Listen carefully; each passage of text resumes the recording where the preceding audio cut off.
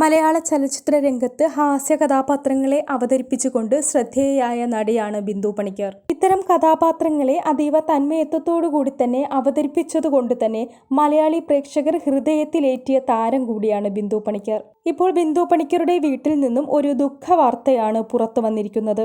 ബിന്ദു പണിക്കരുടെ സഹോദരൻ യാത്രയായി എന്നതായിരുന്നു ആ ദുഃഖകരമായ വാർത്ത.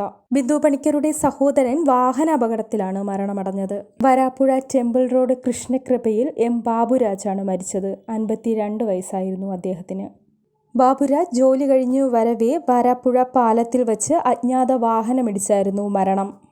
തലയ്ക്ക് ഗുരുതരമായി പരിക്കേറ്റ ബാബുരാജിനെ പിന്നാലെ വന്ന കുടുംബാംഗങ്ങൾ ആശുപത്രിയിൽ എത്തിച്ചുവെങ്കിലും ജീവൻ രക്ഷിക്കാനായില്ല. ബാബുരാജിന്റെ സംസ്കാര ചടങ്ങിന് അടുത്ത ബന്ധുക്കളും സുഹൃത്തുക്കളും മാത്രമായിരുന്നു ഉണ്ടായിരുന്നത്. സഹോദരന്റെ കുടുംബത്തെ ചേർത്തുപിടിച്ച് ആശ്വസിപ്പിച്ചുകൊണ്ട് ബിന്ദു പണിക്കരും കുടുംബവും ഉണ്ടായിരുന്നു. സഹോദരന്റെ അന്ത്യകർമ്മ ചടങ്ങിനിടെ പൊട്ടിക്കരയുന്ന ബിന്ദു പണിക്കരുടെ വീഡിയോ ഇതിനകം സോഷ്യൽ മീഡിയയിൽ വൈറലായി മാറിക്കഴിഞ്ഞു. മലയാളി പ്രേക്ഷകരും മലയാള സിനിമയും ഇപ്പോൾ ബിന്ദു പണിക്കരുടെ ദുഃഖത്തിൽ പങ്കുചേരുകയാണ്. സഹോദരന്റെ മൃതദേഹത്തിനരികിൽ നിന്നും പൊട്ടിക്കരയുന്ന ബിന്ദു പണിക്കരെ കാണാനാകുന്നില്ല എന്നാണ് മലയാളി പ്രേക്ഷകർ പറയുന്നത്. ബാബുരാജിന്റെ സഹോദരനാണ് ആർട്ടിസ്റ്റ് അജയൻ.